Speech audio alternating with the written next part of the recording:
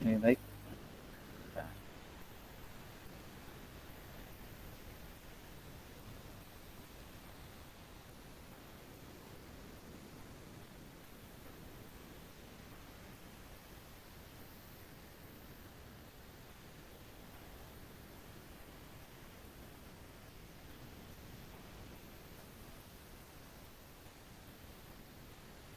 Ini slide-nya sudah kelihatan ya?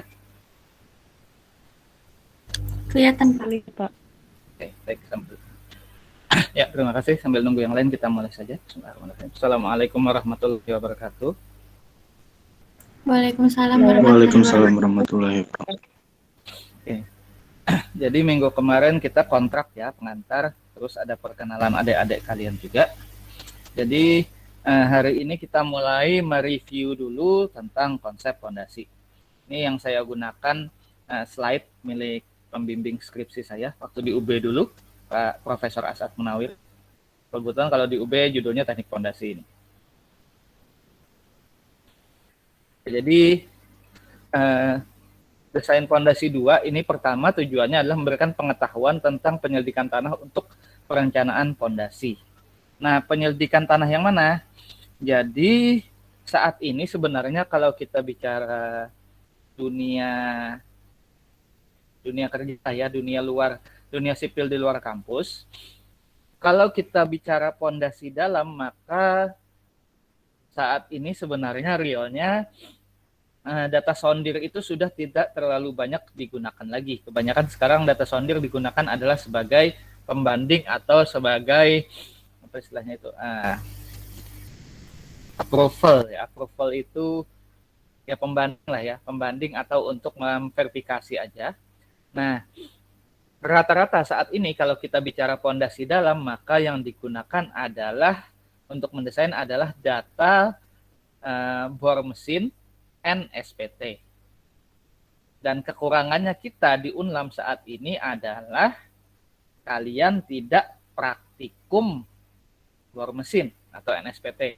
Meskipun alatnya teknik sipil punya, teknik pertambangan punya. Nah, jadi kita punya 2 bor sebenarnya di teknik itu. Dan punya kita itu sebenarnya digunakan untuk proyek-proyek, tapi ya mungkin karena pertimbangan biaya yang mahal dan waktu persiapan yang cukup lama, jadi tidak dilaksanakan. Tapi nggak apa-apa, karena saya dulu waktu di UB pun, S1 saya di UB, waktu itu saya tidak pernah praktikum NSPT waktu S1. Saya praktikum NSPT itu waktu S2 di ITS. Tapi yang kalian hadapi di dunia kerja sekarang, mau nggak mau, kalau kita bicara desain fondasi dalam, maka data utama yang digunakan adalah data NSPT. Karena dibanding sondir, NSPT itu ada beberapa kelebihan. Tapi sebenarnya kasus-kasus kota Banjarmasin, data sondir masih lebih relevan sebenarnya. Kenapa? Karena NSPT itu kelebihannya adalah dia bisa langsung dapat sampel tanah. Jadi sambil ngebor, dapat kekuatan, dapat sampel. Tapi karena dibor, maka friksinya nggak dapat. Jadi kalau NSPT, lekatan tanah, atau FS yang kalian baca di sondir itu kalau untuk SPT kita cuma pakai korelasi. Kalau di sondir kan kita dapat angka real. Nah, kalau kita bicara kota Banjarmasin, fondasi Galam, maka kita bicara floating foundation, kita bicaranya adalah lekatan yang dominan, bukan konusnya, bukan kisenya. Jadi nanti akan ada beberapa pertemuan khusus kita spesial belajar NSPT. Kemudian memberikan pengetahuan tentang jenis fondasi dan memberikan dasar kemampuan perencanaan berbagai jenis fondasi. Terutama di sini adalah kita bicara fondasi 2, fondasi dalam. Kemudian memberikan dasar kemampuan perencanaan dinding penahan tanah. Dinding penahan tanah gravity wall sama cantilever wall sudah di fondasi 1. Kita bicara dinding penahan tanah tipe turap yang di fondasi 2. Nah, diharapkan kalian nanti dapat menentukan jenis penyediaan tanah untuk perencanaan fondasi, bisa merencanakan fondasi dangkal dalam dan dinding penahan tanah. Ya. Ini masih kegabung ya, fondasi 1, fondasi 2. Nanti yang kita bicarakan adalah pertama penyelidikan tanah untuk kepentingan fondasi, kemudian kita bicara fondasi dalam, deep foundation, persyaratannya gimana, persyaratan fondasi, daya dukung dan penurunan. Kemudian akan sedikit review mengenai tekanan tanah lateral sebelum kita lari ke turap baja di sini, baik cantilever atau anchor. Nah, Bukan cuma baja sih, beton sama aja sebenarnya prinsipnya. Jadi kita akan bicara penyelidikan tanah, pondasi dalam, kemudian turap. Ini materinya, aja ini buku ajar yang ada di UB. Belajarnya gimana? Nanti ada teorinya sudah lengkap saya kasih di mari, kalian juga bisa cari di Google, dan ada contoh-contoh latihan juga. Ini pustakanya Boles, biasanya kita gunakan Braja, dan mungkin kalau yang mau bahasa Indonesia bisa pakai buku Pak Hari Kristadi. Pak Hari Kristadi tahun 97 ini. Ini masih lebih gampang digunakan. Meskipun sebenarnya yang lebih lengkap adalah yang punya Braja ini. Tapi nggak apa-apa. Evaluasinya ini yang masih model lama ya, nanti menyesuaikan saja. Nah, sekarang kenapa kita bicara, pertama sebelum kita bicara pondasi, kenapa kita bicara penyelidikan tanah terlebih dahulu? Karena dengan penyelidikan tanah yang lengkap, maka kalian akan mampu mendesain pondasi yang aman. Nah, contohnya ini kasus yang menjadi momen, Menara Miring Pisa. Menurut beberapa literatur yang saya baca, Menara Miring Pisa ini salah satunya kenapa dia miring adalah karena kesalahan pada saat menghitung konsolidasi. Nah, tidak memperhitungkan akan terjadi konsolidasi differential settlement, konsolidasi tidak sama yang akan sangat besar di sini. Makanya dia miring di sini. Makanya itu pentingnya penyelidikan tanah. Nah, makanya nanti kita bicara penyelidikan tanah dulu. Penyelidikan tanah yang bagaimana, Pak? Ya, terutama kalau kita bicara pondasi dalam adalah penyelidikan tanah lapangan, karena biasanya yang digunakan untuk mendesain pondasi dalam itu kalau nggak data sondir ya data NSPT. Tapi kalau buat pondasi dangkal, kalian sudah belajar pondasi dangkal, Q sama dengan CNC tambah QNQ tambah setengah gamma BR gamma itu data lab. Nah, jadi kalau pondasi dangkal itu kita bicara data lab, tapi kalau pondasi dalam kita biasanya bicara data lapangan. Jadi data lapangan yang di mana? Data lapangan yang ada di construction site. Construction site kita ambil soil sample, nah, atau field test bisa, kemudian hasilnya bisa kita bawa ke laboratorium, kita dapat soil properties, kemudian perencanaan menggunakan properties yang ini, sehingga dapat desain yang detail untuk pembangunan nantinya. Semakin lengkap data penyelidikan tanah, maka desainnya semakin detail. Desainnya semakin detail, maka keyakinan kita dengan angka keamanan kita tambah besar.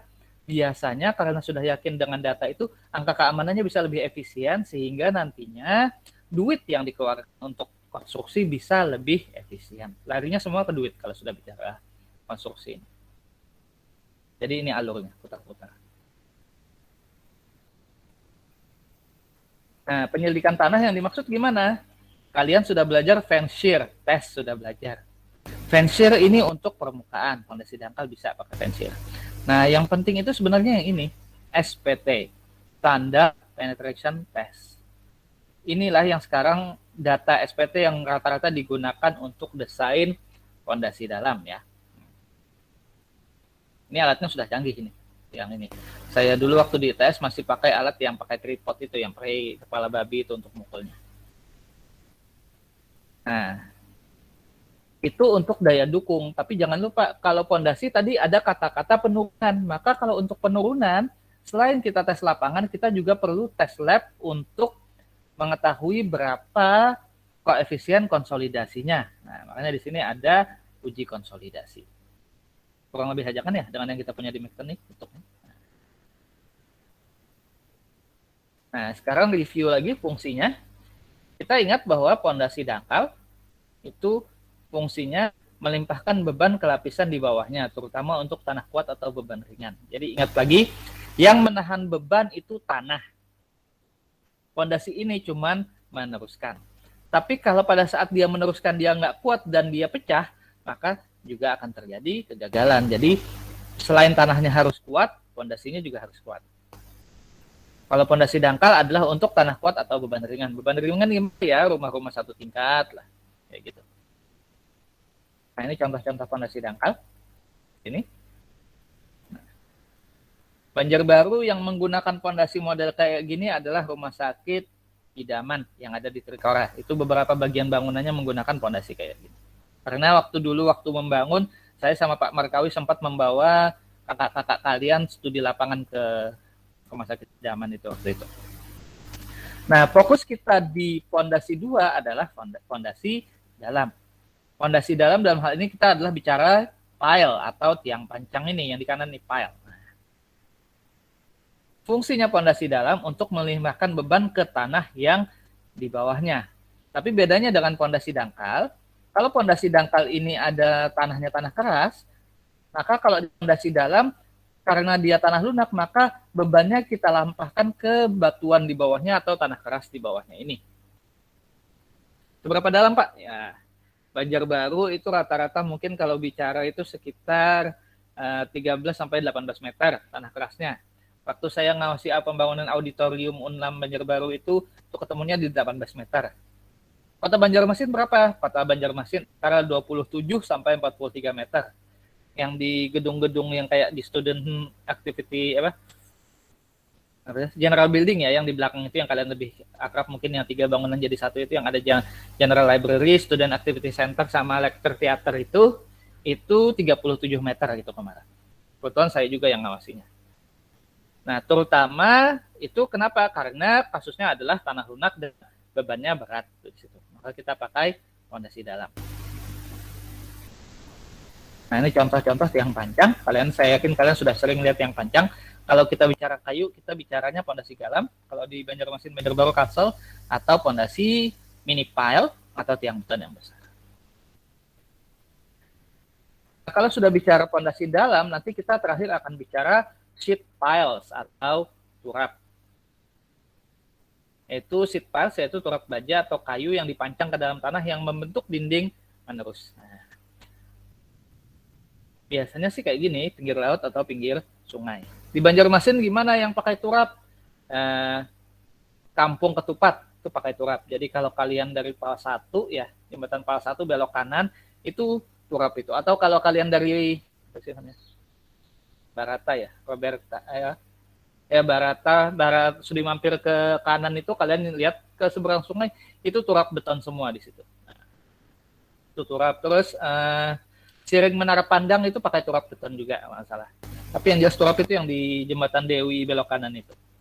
Banyak kalau kalian bisa kalau pengen lihat turap. Tapi kalau di Banjarbaru jarang ya. Banjarbaru banyak kan pakai gravity wall. Kalau turap lihat di Kota Banjarmasin.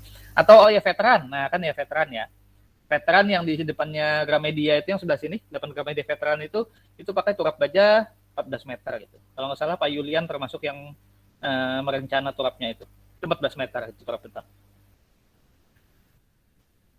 Dan juga digunakan pada pekerjaan sementara di sini. Ini contoh kayak gini, ini saya pernah bikin kayak gini tapi pakai bukan turap baja, tapi pakai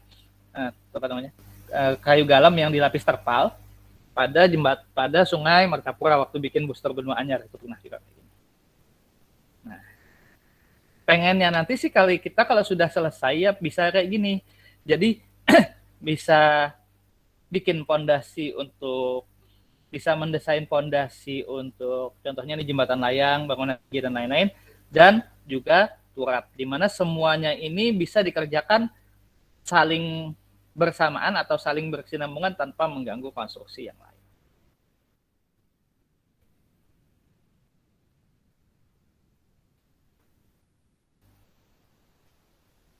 Nah, itu sedikit gambarannya.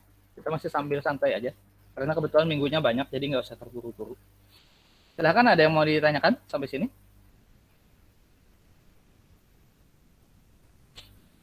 Alhamdulillah karena kita mulainya di Agustus, jadi kita punya 18 minggu. Jadi saya bisa setting sampai 16 minggunya bisa full. Biasanya karena 14-15 minggu ya, jadi harus terburu-buru sedikit lah. Ada yang mau ditanyakan buat konsep fondasinya? Jadi ingat-ingat kembali ya nanti praktikum sondirnya gimana.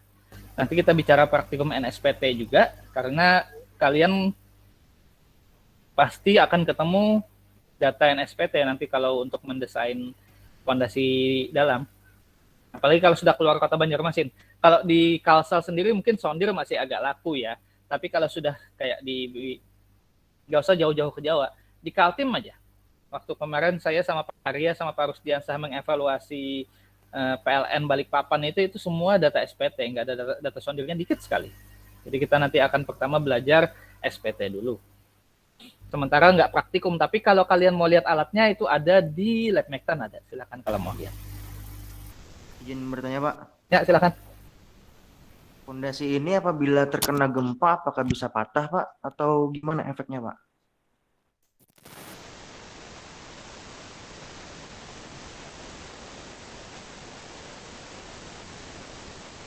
Suara pian nggak kedengaran, Pak. Kedengaran?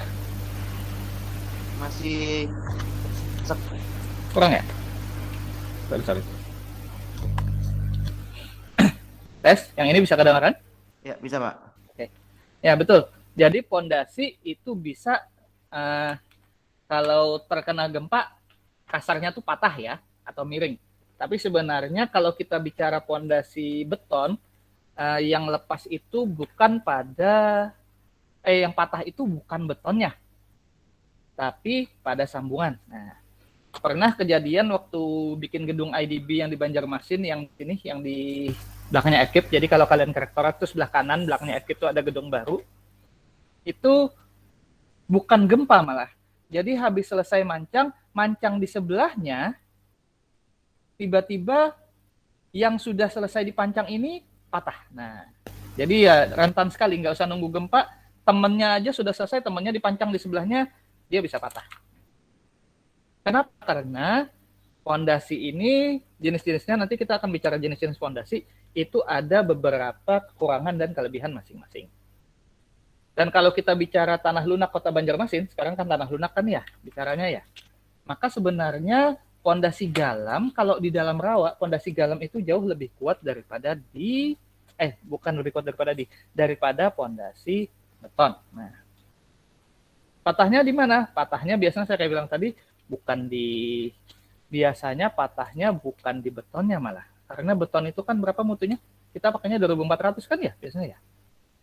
Aksennya tuh 2400. Nah, tinggi, Pak. Itu minimal itu maksimal ya. Biasanya meskipun realnya kadang-kadang sih nggak 2400, tapi nggak apa-apa. Ntar saya kasih lihat ini. Ntar. Ya.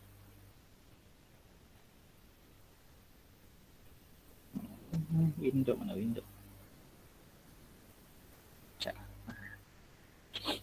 Jadi kita nanti akan bicara pondasi ya. Pondasi itu ada galam. Galam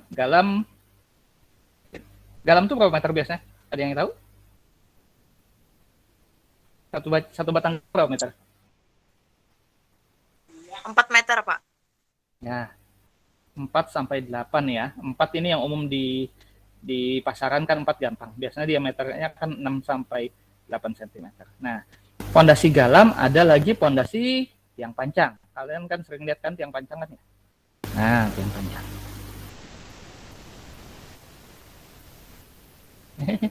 Tapi nggak rata. Masih lebih lihai Pak Fauji maka ini daripada saya. Nah, galam bisa disambung nggak ya? Bisa nggak saya mancang galam ini buat kayu ya, Pak ya? Iya, kayu galam betul. Susah kan ya disambung kan ya? Tinggi, Pak, susah, Pak. Nah, biasanya kalau galam itu kita pakainya cuma satu batang. Nah, kalau tanah kerasnya di sini, Kota Banjarmasin tanah kerasnya dianggap aja 40 meter, maka galam ini itu kita sebut dia floating atau pondasi mengapung. Kenapa? Karena galam ini nggak sampai di tanah keras. Nah, pondasi beton ini sebenarnya pondasi beton ini dia 6 sampai 12 meter ya, satu batangnya. Supaya bisa 40 meter, maka dia ada sambungan. Ada sambungan. Biasanya kalau kena beban horizontal, kalian belajar statika beban horizontal ini bisa gempa atau getaran alat berat, maka dia akan patah. Tapi patahnya itu bukan di betonnya, patahnya di sini. Di sambungan. Sambungannya akan lepas. Nah, biasanya sambungannya lepas kalau kena gempa. Jadi bukan betonnya patah, bukan, karena kan ada tulangan kan yang nahan, tapi sambungannya lepas. Akibat sambungan lepas, ya bisa kalian bayangkan. Kalau ini lepas kan misalnya di tengah ini ke sini, ya ini kan akan turun dok, otomatis. Nah, ini akan mengakibatkan bangunan di atasnya runtuh. Ini kita bilang kalau sampai ke tanah kilas kita bilangnya ini fix. Nah, fixed, ini floating. Nanti ada bicara minggu depan kita bicara fix sama floating. Ini sementara pengantar dulu. Jadi ya gempa bukan cuma gempa. Kadang-kadang yang pernah kejadian di Banjar itu akibat ada getaran alat berat aja ini bisa lepas ini sambungannya ini. Sambungannya ini cuma las-lasan biasa jadi teng lepas sudah selesai. Kalau sudah kayak gitu ya gagal. Gimana caranya? Ya biarin pancang lagi di sebelahnya. Ya anggap aja membuang satu pondasi sepanjang 40 meter. Ya paling itu harganya berapa itu? 40 kali 1,5 juta itu berapa? 45 juta ya. Ya paling buang 45 juta kan. Satu titik nggak apa-apa, biasa aja. Ya kan? Ada ini sudah cukup jelas? Penjelasannya? Ada yang mau ditanyakan lagi? Jadi kalau kena gempa lepas iya, terutama di sambungan. Jadi kalau kena gempa sebenarnya kayu galam ini lebih kuat karena dia kan agak lentur kan ya, namanya kayu kan ya. Jadi kalau dia kena horizontal, dia nggak akan patah, tapi dia akan mungkin kayak gini. Nah, agak-agak melengkung dikit lah. Tapi biasanya sih nggak patah, kecuali besar sekali ini.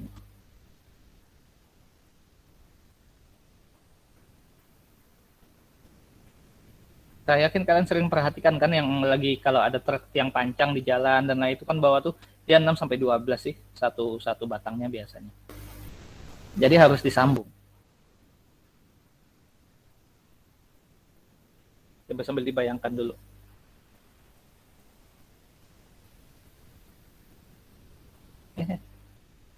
Fokus ya. Saya tadi mau ambil warna merah. Izin bertanya lagi Pak. Ya silakan. Ini pondasi yang biasanya dipasang kayak di Palu gitu nggak Pak? Iya, dipancang sih bahasa sipilnya tuh bukan dipalu, dipancang. Pancang di atas ini kan ya. Nah,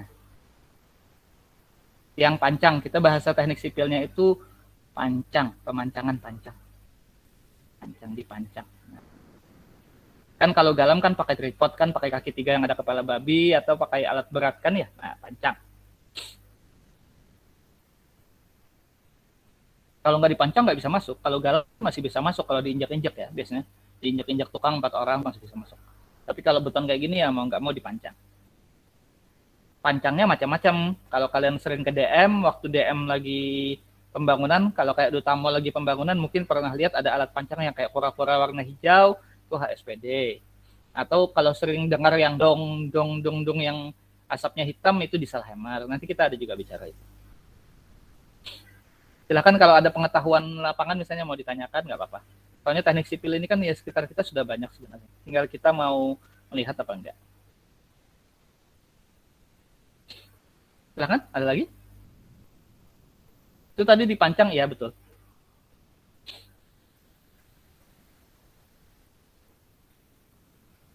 Kalian masuk tahun 2000 berapa sih? 2019 ya. 19 ya, IDB sudah selesai semua ya. Sebentar lagi mungkin kalau kalian yang rumah Banjarmasin, sebentar lagi rencana kalau nggak salah akan ada pembangunan 7 gedung baru di ULM. Rencana kalau nggak salah 2 di Banjarbaru, 5 di Banjarmasin ya. Insya Allah nanti kalau pas pembangunan itu kalian bisa lihat lah ininya. Alat-alat berat itu. Karena 2 di Banjarmasin, di Banjarbaru itu dekat dengan kampus kayaknya lab terpadu. Kalau yang 5 di Banjarmasin ini 3 kalau nggak salah ingat tuh 3 itu di belakangnya ekonomi, 2 di depannya student activity center gitu di belakang. Kebetulan waktu IDB saya yang diminta tolong, kemudian yang ini rencana saya sama Pak Arya yang diminta tolong. Kalau IDB kemarin saya duet sama Pak Uku. Nanti bisa lah nanti lihat ininya. Harusnya sih bentar lagi mulai. Jadi akan ada alat berat yang seliweran keluar masuk ini. Ada lagi Pak Ulun Pak. Ya silakan. Kira-kira apa yang menjadi faktor kalau bangunan yang akan dibuat itu harus menggunakan pondasi ini, Pak? Oke. Jadi pertama kita lihat beban ya. Jadi kalau Pak Uli bilang kuncinya sipil itu di mekanika teknik, statika, mekanika bahan, ansur 1, ansur 2. Kita milih galam atau kita milih tiang pancang itu tergantung. Nah, kalau kalian di statika ini. P ini apa? Ingat statika? Gaya vertikal ya, Pak? Nah, ya. Jadi kita milih tiang pancang atau galam, only floating atau fix, itu tergantung berapa gaya vertikal yang nantinya akan diterima oleh tiap kolom. Jadi kita nggak bisa nentukan, oh ini cukup pondasi dalam, ini cukup pondasi dangkal. Kalau kita belum tahu berapa gayanya, berapa subnya kasarnya kayak gitu. Nah, jadi dihitung dulu struktur atas. Ada gambar hitung struktur atasnya. Yang kita pakai yang di mana? Kalau di sub yang kita pakai yang joint reaction. Joint reactionnya berapa? Setelah tahu joint reaction, baru kita lihat. Setelah tahu joint reaction, baru kita lihat daya dukung dari sondir atau SPT. Kalau daya dukungnya cukup pakai galam, cukup dengan galam, pakai galam. Tapi kalau ternyata nggak cukup, ya kita pakai tiang pancang. Tapi kalau kita nggak punya hasil sub kasarnya, ya kita nggak akan bisa mendesain fondasi. Itu kayak gitu. Jadi kalau ya saya biasanya, apakah saya bisa sub? Nggak bisa. Saya dulu waktu S2 waktu di UB belajarnya Stat Pro. Tapi karena saya bukan orang struktur, habis lulus ya sudah selesai, nggak dipakai, nggak ingat lagi. Jadi gimana? Ya saya minta tolong teman. Kalau kayak gini, misalnya ada kegiatan, ada kerjaan desain fondasi, ya saya dikasih denah kan. Saya minta tolong teman. Dulu sih minta tolong sama Wiku biasanya. Kebetulan Wikunya lagi di Taiwan kan ya. Paling sekarang saya minta tolong Arya atau Ade. Tolong keluarkan joint reaction-nya berapa. Yang saya maksud joint reaction itu P, A, M. Yang saya perlu adalah berapa Vmax, Hmax, dan Mmax dari semua tumpuan. Meskipun tempatnya berbeda. Kalau sudah punya 3 ini, saya sudah bisa desain fondasinya. Kalau sudah punya ini, saya lihat hitung daya dukungnya berdasarkan SPT sondir di kedalaman tertentu. Kalau cukup satu batang, kalau nggak cukup, pilihannya di kedalaman yang ditambah atau jumlah tiangnya diperbanyak. Tapi kalau saya nggak punya VH sama M, ya selesai, nggak bisa ngapa-ngapain. Jadi tergantung apa pemilihannya, tergantung struktur atasnya, modelnya gimana, atau kasarnya berapa sih beban yang mau ditahan. Kayak gitu. Itulah pentingnya teamwork di sipil. Kalian nggak akan bisa menguasai semuanya sendirian. Paling jenius yang saya kenal, Pak almarhum Pak Arif Febri, kalau kalian kenal, beliau itu menguasai 3 dari 5. Kita kan 5 kan ya, struktur, geo, hidro, transport, manajemen kan ya. Nah, beliau bisa menguasai, ya anggap aja 2,5 atau 3 lah. Nggak bisa juga semuanya. Kayak saya cuma menguasai 1, geoteknik. Nah, jadi kalau kayak gitu gimana? Ya saya minta tolong teman yang menguasai struktur. Jadi kalian pentingnya teamwork di situ. Nggak bisa kerja sendiri. Jadi tergantung struktur atasnya gimana. Bisa ditangkap ya? Tanya. Ini Pak, untuk anunya Bang Pak, yang Pimax itunya apakah ada SNI-nya Pak? Misalkan sekian Pimax-nya maka harus pakai pondasi ini gitu. Kalau SNI-nya kita SNI, oh ya, sorry. SNI saya lupa saya taruh di Simari apa belum ya? Mungkin belum. SNI yang kita gunakan sekarang adalah SNI kalau untuk geoteknik untuk desain 8460 tahun 2017. Nah, kalau nggak salah sih sudah ada saya taruh di e-learning itu, coba dilihat nanti. Ini SNI yang kita gunakan, SNI 8460 2017. Tapi SNI ini itu cuman mengatur berapa jumlah titik minimal untuk penyelidikan tanah. Misalnya 100 hektar, oh sekian minimalnya. Nah, kalau untuk misalnya V sama M harus, misalnya, oh sekian, misalnya V-nya 100 ton, oh 100 ton sekian. Itu nggak ada. sebenarnya terserah kita sebagai perencana. Sebagai perencana dalam hal ini biasanya yang kita tanya adalah anggarannya berapa. Anggarannya berapa, terus anggaran itu cukup nggak kalau kita desain dengan tiang pancang, dengan galam, atau kalau nggak langsung, kalau bisa langsung tanya ownernya yang ngasih pekerjaan. Anda maunya pondasi apa? Nah, sesuai by request. Jadi kalau dia requestnya galam, saya desainkan galam. Kalau dia requestnya tiang pancang, saya desainkan tiang pancang. Tapi kalau standarnya misalnya bebannya 100 ton harus gunakan pondasi ini, nggak ada. Yang ada SN ini mengatur adalah SF yang diatur. SNI 8460 mengatur jumlah penyelidikan tanah minimum dan safety factor minimum itu di situ. Jadi yang kita pegang di sini adalah pokoknya SF-nya minimal sekian. Jadi kalau sudah memenuhi SF-nya minimal sekian, aman sudah. Yang pancang SF-nya minimal 2,5. Kalau pondasi dangkal SF-nya minimal 3. Kalau nggak salah sudah saya share yang SNI 8460 2017 itu di e-learning ya, tapi saya agak lupa juga. Coba nanti dilihat. Kalau belum nanti saya share ulang.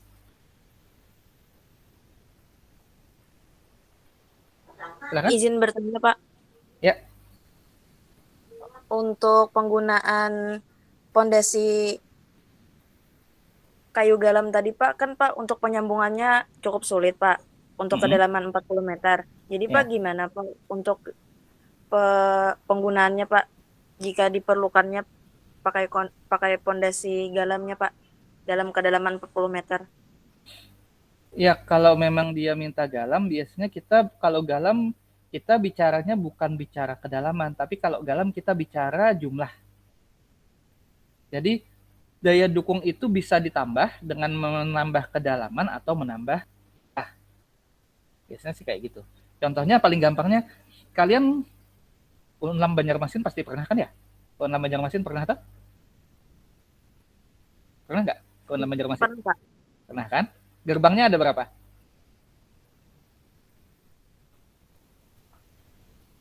Ada 2, Pak. 2. Kalau kalian perhatikan gerbang 1 sama gerbang 2 mirip nggak sih? Gerbang masuk, gerbang keluar itu? Mirip, Pak. Mirip kan ya? Nah, gerbang masuk itu saya yang desain. Saya, Pak Wiku, sama Pak JC Heldiansyah dari arsitek. Gerbang yang satu, gerbang masuk itu satu kakinya, itu saya pakai galam 7x10.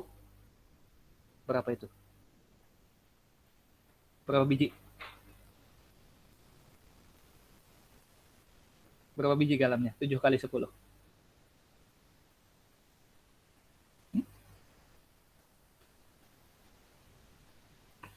Berapa biji galamnya? Halo? Putus ya? 70 ya, Bang. Ya. Bang Unlam yang lama saya pakai 70 biji satu kakinya. Nah, kalau kalian lihat ininya, kalau kalian lihat bentuknya kan kayaknya nggak cukup kan ya. Jadi 70 biji itu, ini kalau lihat tampak samping, ini 70 biji di sini. Nah, dengan kedalaman pakai galam 6 meter. Gerbang yang baru, gerbang keluar itu dibikin oleh Wika ya. Siapa sih kontraktornya? Ya Wika, yang ini IDB, itu dia pakai 2 buah pancang 40 meter. Kurang lebih aja. Jadi yang gerbang keluar itu pakai satu kakinya pakai 2 buah pancang beton 40 meter. Yang gerbang masuk saya pakai 70 biji galam 6 meter. Daya dukung yang dihasilkan kurang lebih. Nah, cuman bedanya kalau ini mainnya di kedalaman sampai 40, saya mainnya di jumlah. Jadi kalau kita memang harus menggunakan galam dan daya dukung yang diperlukan besar, ya kita perbanyak jumlah galamnya, bukan kita tambah kedalamannya, tapi kita main di jumlah ininya. Sama-sama SF10 jadinya. Yang punya saya itu SF10, yang punya Wika ini juga SF-nya 10, karena bebannya 24 ton, dia daya dukungnya 240. Saya pakai 70 biji galam jadi ini sebelahnya, 7x10. Jadi kalau galam kita bicaranya bukan bicara kedalaman tapi jumlah yang ininya. Kan kecil kan, galam kan 8 cm kita susun aja ya. 7, 10 saya pakainya itu.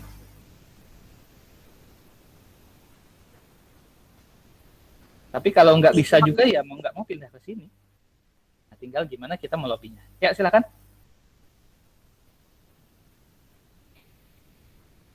Silakan tadi ada yang mau ditanyakan lagi?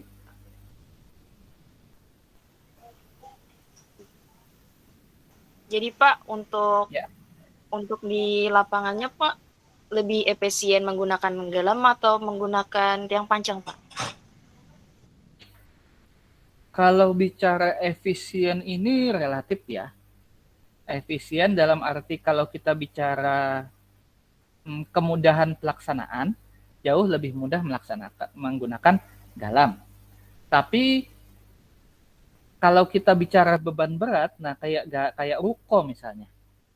Kadang-kadang ruko itu kan ya meskipun galamnya kita hitung sudah cukup, ruko di Banjarmasin ini ternyata apa yang terjadi? Masih sering miring kan ya. Nah, ya. Padahal daya dukungnya cukup.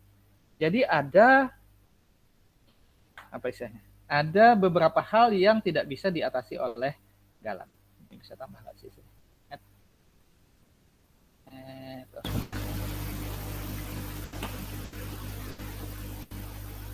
Jadi kalau bicara kalau lebih efisien secara pelaksanaan lebih mudah galam. Kalau lebih murah itu pun lebih murah galam. Ada paper yang membandingkan rumah-rumah di Kota Citra, kalau dia menggunakan galam dan menggunakan tiang panjang beton, ternyata galam lebih murah. Tapi galam ada kekurangannya. Contohnya di sini.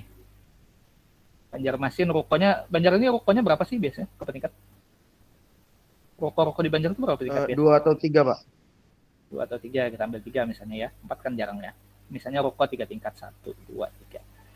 Secara struktur kalau kalian perhatikan, ruko-ruko di Banjarmasin ini kan rata-rata kan pakai galam kan ya? Jarang kan yang ada yang pakai tiang panjang. Nah, galam. Kemudian misalnya di sebelahnya ada ruko yang pakai tiang panjang.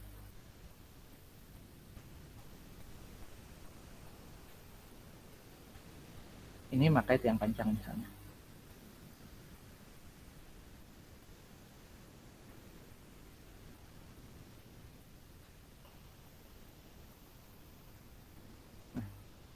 Di saat awal kalau pada saat baru jadi, kita sudah ngitung yang ini daya dukungnya oke, yang ini daya dukungnya oke.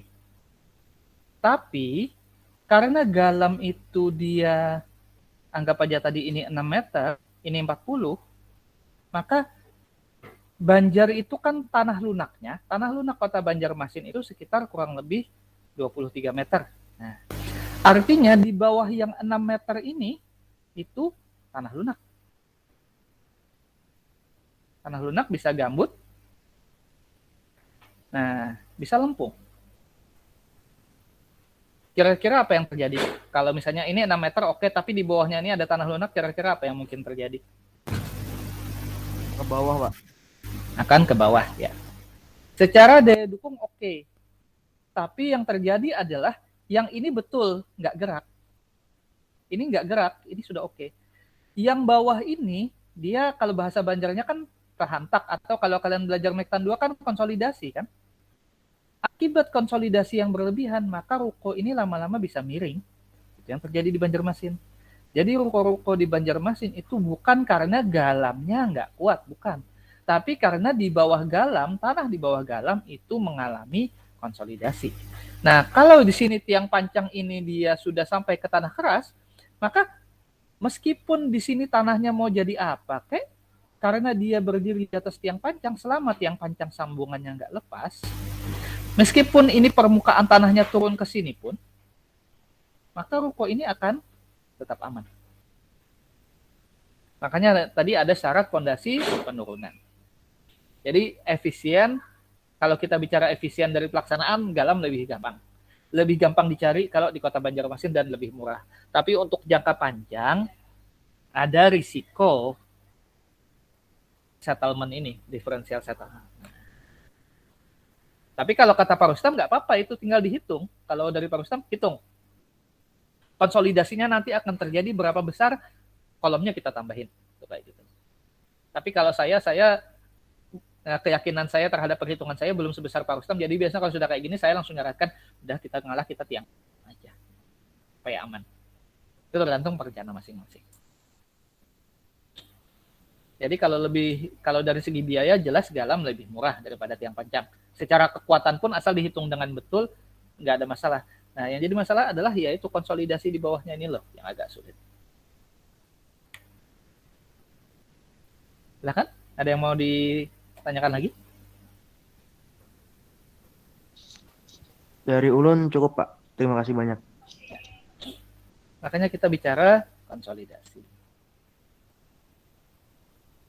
Apalagi sekarang kan kok akhir-akhir ini lagi banyak apa sih namanya? Lagi banyak ruko miring ya.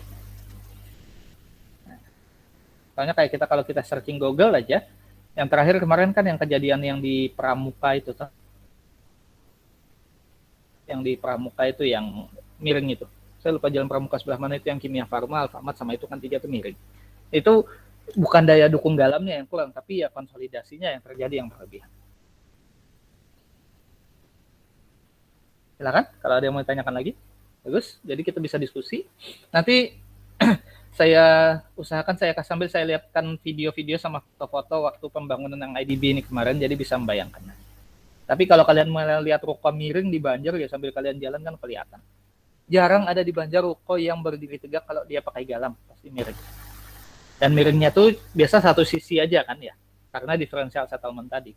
Atau kadang-kadang rukonya sudah oke, diferensial settlement-nya nggak terjadi, tiba-tiba di sebelahnya persis ada orang bikin ruko baru numpuk galam, maka otomatis dia akan miring ke arah situ. Itu pasti sudah tertarik di situ. Nah, kalau mau Pak, kalau saya nggak mau, misalnya ada orang bangun di sebelah saya mau rumah saya aman gimana? Ya harus dikasih space. Space-nya berapa?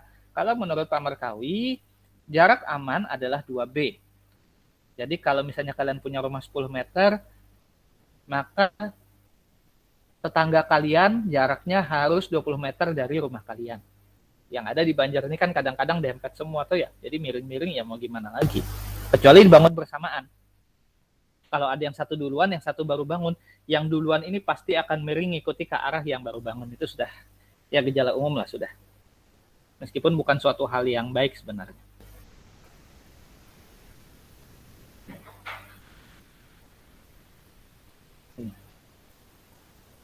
Ini jangan lupa nanti absen di portal ya. Sudah pada absen belum sih? Saya belum ngecek terakhirnya tadi. Sudah, Pak. Sudah, Pak. Sudah, Pak. Sudah, Pak.